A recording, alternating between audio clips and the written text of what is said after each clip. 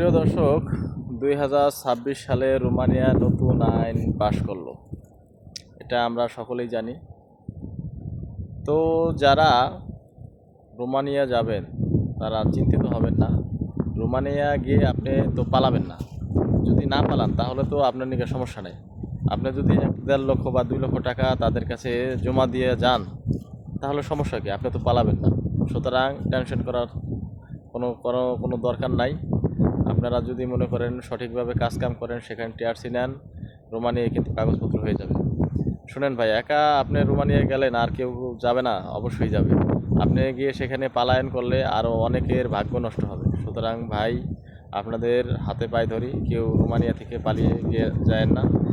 আমার কথা হলো, আপনার যারা ইউরোপের নন সেনজেন যে রাষ্ট্রগুলো আছে, যেমন রোমানিয়া তো এখন সেনজেন হয়ে গেছে, এরপরে কসোভো, মন্টেনিগ্রো, এরপরে আপনার আছে মলদোভা, এই সমস্ত যে রাষ্ট্রগুলো আছে সেখানে গিয়ে আপনারা পালাইয়া যায় না।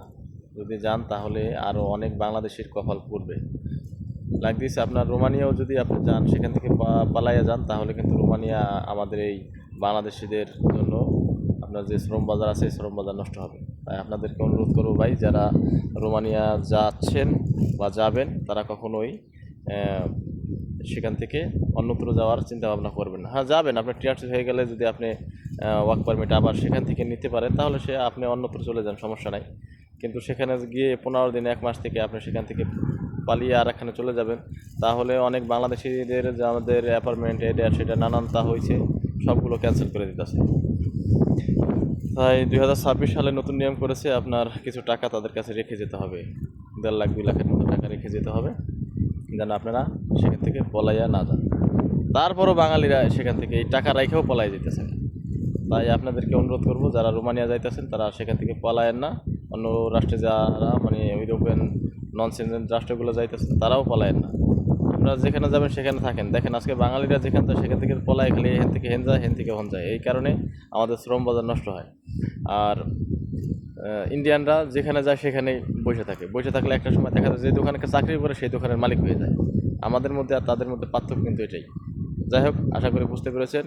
আর বর্তমানে রোমানিয়ার একটু অবস্থা একটু খারাপ, কিন্তু আপনার সার্বিয়া, তারপরে আপনার বসনিয়া মোটামুটি ভালো ভিসা দিচ্ছে। আপনারা চাইলে সেখানে ট্রাই করতে পারেন। আপনারা নিজে নিজে ট্রাই করেন। ট্রাই নিজে নিজে করলে কি হয়, মোবাইল দিন ভরে স্কুল না করে দেখা যায় আপনারা কীভাবে ওয়ার্ক পারমিট আনবেন, কীভাবে কী করবেন, কীভাবে আপনার প্রোফাইল পিকচার বানাবেন, এগুলা শিখেন। নিজে নিজে ট্রাই করেন, নিজে নিজে ট্রাই করে ইউরোপ চলে যান। আশা করি বুঝতে পেরেছেন। ভালো থাকবেন।